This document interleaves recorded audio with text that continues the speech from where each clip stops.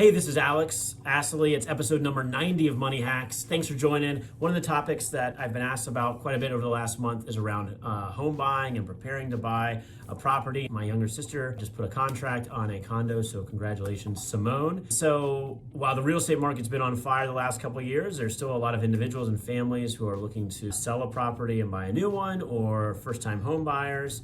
We've talked about this in some of these videos in the past. The first piece of advice that I would give you is to make sure you find a really great mortgage banker or mortgage broker to help you through the process and the financial aspects of home buying. Additionally, work with a well-qualified real estate agent that can help you navigate the local marketplace. And along with that, I think make sure you are really detailed and understand the cost-benefit analysis of renting versus buying, or owning your current home to purchasing the next home. I like to use a lot of different spreadsheets to do that. You could do it pencil and paper, but we want to make sure that as you go into purchasing a property, you have a really good understanding of the different expenses that you'll incur as part of that transaction that'll happen to your overall cash flow plan.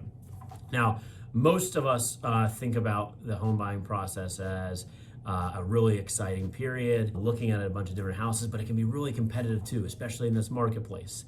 And a lot of individuals and couples or families also know that when you're purchasing a property, you want to have enough money set aside for the down payment and closing costs. But there are some other expenses that I want you to make sure you keep in mind if you are putting together an analysis or a spreadsheet or a comparative little thing on the back of an envelope or the back of a napkin when it comes to home buying. So, there is the down payment aspect, which typically is going to include putting some money into an escrow account, some taxes and fees at the county level that go along with closing costs. And so most are aware of those expenses. But when you do get to that position that you found the place you like, you make an offer, it's accepted, you're getting ready to close, remember that you're also going to have some one-time expenses like moving expenses. When you get into the new property, there may be some things you want to purchase. So we love for folks to set aside a little bit of their assets for some of those one-time expenses. From an ongoing perspective, your cash flow plan, your monthly expenses are going to change with respect to the mortgage interest payments. That will include things like insurance, property taxes.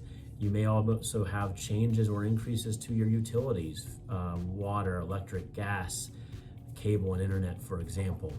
But the other thing that I think most people don't budget into their ongoing spending habits or cash flow are the maintenance costs of owning a property. I've read a couple of different blog posts, a couple of different experts in real estate who say you should be budgeting somewhere around 1 to 2% of the home value, or the value of your property, value of your home, as your annual maintenance costs. I've lived in my current house for a little over 3 years now, and I can say that that's pretty spot on. That it tends to be every year we're spending about 1 to 2% of the equivalent of the home value for maintenance and things like our HVAC, refreshing or painting different rooms in the house, other things of repairing parts of the exterior of the house, just the ongoing maintenance and wear and tear that you put into living in and loving your new property. There's some good resources we have at moneynav.com on the home buying process. We love helping people kind of analyze and go through that journey to make the steps to decide whether they want to purchase a new property, sell their current property, continue renting. And the right decision is not a broad one. It's one that's unique to each individual, each sort of household. So look forward to hearing from you, getting your thoughts or opinions. If there's anything else we can do, let us know. Take care. Thanks.